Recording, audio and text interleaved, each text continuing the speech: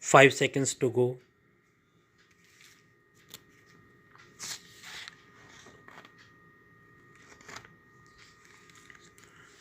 Start. I happened yesterday to hear on the radio the question, if you could be some other person, who would you want to be? And the answer was myself. At this, the first man asked again, why? What is so wonderful about being you? And this time the answer was, there is nothing so wonderful about it, but it is very comfortable. All this was not, of course, meant to be taken seriously, but I could not help thinking that really it is comfortable to be just ourselves, even though it is not particularly wonderful. The question, who would you like to be, is not a new one, and I am sure all of us have played at times with the idea of being some other person. If we are girls or women, we think at first perhaps that it would be lovely to be a very, very beautiful person. Then we think that perhaps it would be still better to have masses and masses of money so that we could buy whatever we desired at the moment we desired it.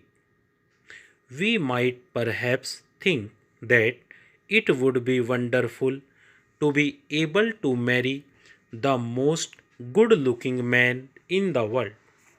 If it is a man thinking along these lines, he will probably want to be a person well known in science or in the political field.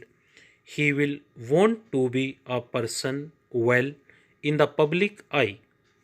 He too might find the idea of having masses and masses of money rather pleasing, but it is not very likely that he will wish to be outstandingly good looking. There is nothing particularly wrong about playing with the idea of being very beautiful or very well to do or well known, because we all know at the same time that wishing will not make it so.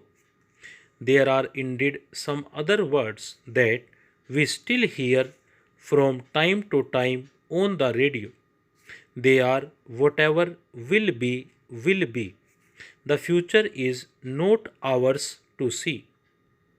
What will be. The future certainly is not ours to see, but there is one thing about the future that is certain, and that is that we shall continue to be ourselves and shall not get out of bed one morning to find that we are some other person. And this is just as well, because we can be sure that, however many troubles and difficulties we may have in our lives, it is still much more comfortable to be ourselves than to be another person. It would be very strange indeed to get up one day and find everything changed, to see everything with different eyes, to feel everything with different hands, to think with a different mind, and to have a different store of thoughts and memories. The most serious of the changes would probably be to find ourselves thinking with a different mind.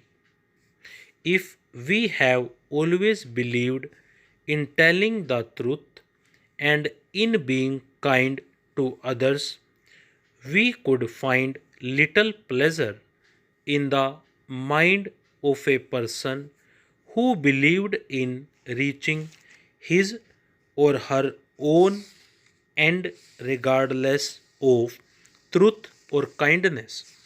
If we have always looked at the world with eyes that have found nature beautiful and wonderful, it would be hard to find ourselves without a moment in which to entrust ourselves in the daily movement and change round about us.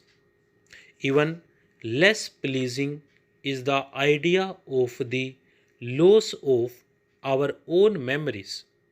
All the things, all the people and events we have loved in the past would be lost to us, and we should find in our minds, in place of them, another set of memories of people and events, and they would certainly be of a different order from our own.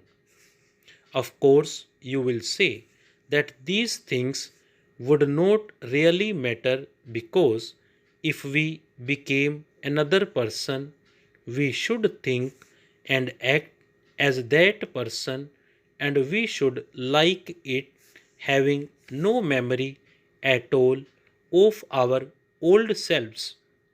That no doubt is true, but the important point is that in wanting to be that other person, we should have to take all the other changes as well. We could not just have the good looks or the money or the good opinion of the world. It would be all or nothing, and our personality would be lost to us. In its place would be another and quite different personality. It seems a great comfort, therefore, to know what we shall never have the opportunity to make such a change. We shall go on just being ourselves. Stop.